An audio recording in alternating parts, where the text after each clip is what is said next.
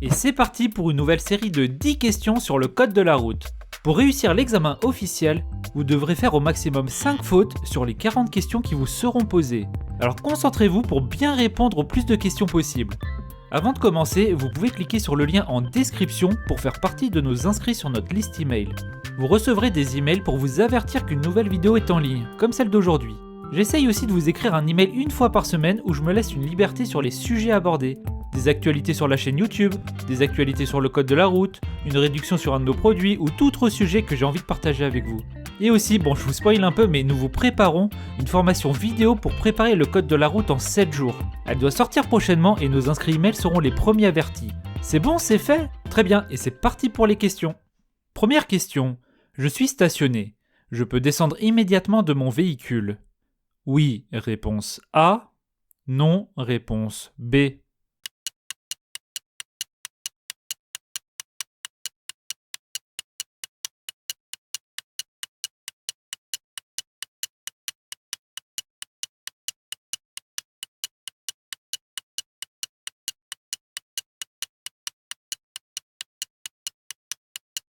Une voiture est en approche. Avant d'ouvrir la portière, vous devez toujours vous assurer que vous n'allez pas gêner un autre usager. Ouvrir la portière immédiatement pourrait créer un accident. La voiture pourrait taper ma portière ou le conducteur pourrait être surpris et faire un écart dangereux. Vous devez attendre que la voiture passe avant d'ouvrir la portière. Bonne réponse B. Pour dépasser ce motard, je dois laisser au minimum un intervalle latéral de sécurité de 1 mètre, réponse A, 1,5 mètre, réponse B, 2 mètres, réponse C, 3 mètres, réponse D.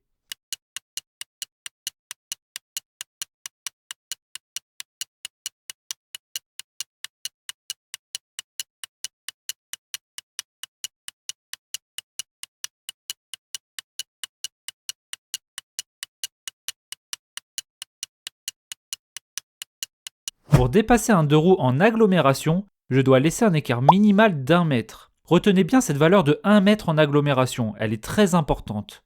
Bonne réponse A. Troisième question. Je circule à 130 km/h. Je suis à plus de 2 secondes du véhicule devant moi. Oui, réponse A. Non, réponse B.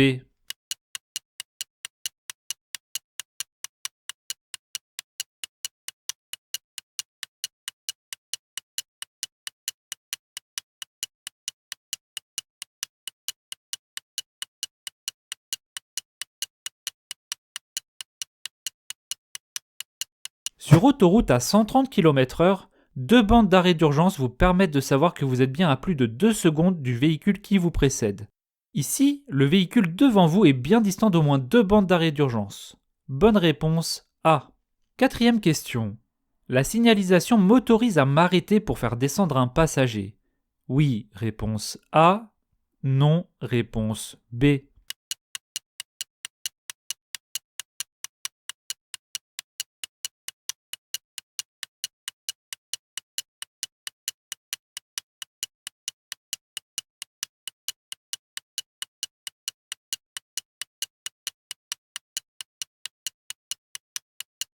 Le marquage au sol indique un arrêt de bus. Il est interdit de s'y arrêter, même pour faire descendre un passager. Bonne réponse B. Question 5. Je peux placer mon skateboard sur la plage arrière pour aller au skatepark. Oui, réponse A. Non, réponse B.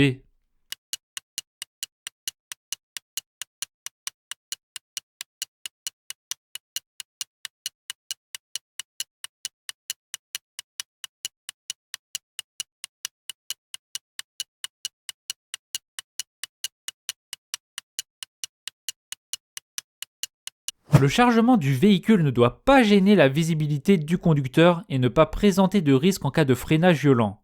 Dans cette situation, le skateboard pourrait se transformer en projectile très dangereux pour les passagers ou le conducteur. Bonne réponse B. Question 6. Le port d'un casque audio est autorisé au volant. Oui, réponse A. Non, réponse B.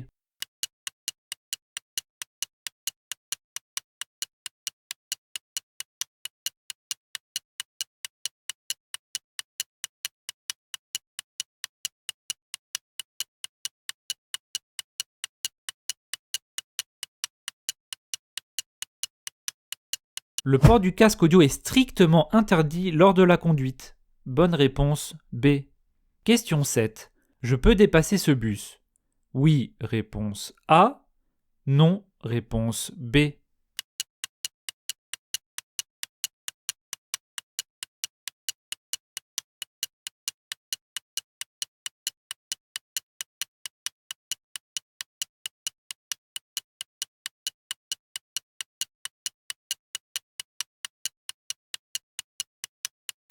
Ce bus a indiqué son intention de quitter son arrêt en activant son clignotant gauche.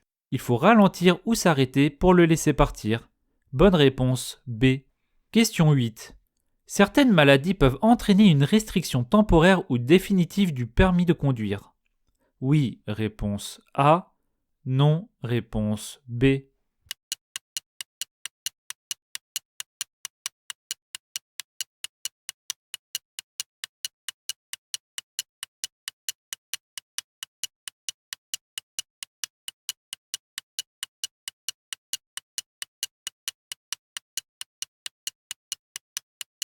Certaines maladies peuvent entraîner une restriction temporaire ou définitive du permis de conduire, comme l'épilepsie, le diabète sévère, l'apnée du sommeil, etc. Le reprise de la conduite est soumise à un examen médical. Bonne réponse A. Question 9. La fermeture centralisée des portes verrouille les portes pour qu'on ne puisse pas les ouvrir de l'intérieur. Oui, réponse A. Non, réponse B.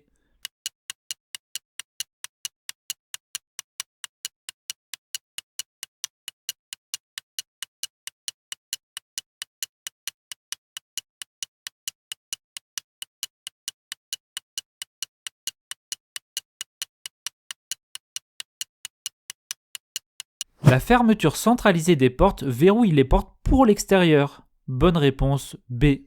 Et enfin, la 10e question. Ce témoin vient de s'allumer. Je continue? Réponse A. Je m'arrête immédiatement à droite. Réponse B.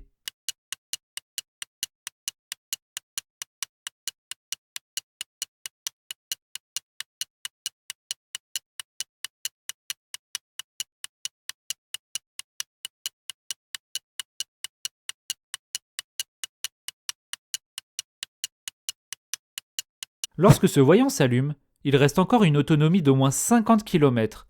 Vous continuez de rouler jusqu'à la prochaine station-service pour remettre du carburant. Bonne réponse A. Merci d'avoir suivi cette vidéo. Abonnez-vous à cette chaîne YouTube si vous souhaitez préparer votre code de la route avec nous et recevoir d'autres vidéos comme celle-là. Si vous voulez nous suivre, pensez à rejoindre notre liste email.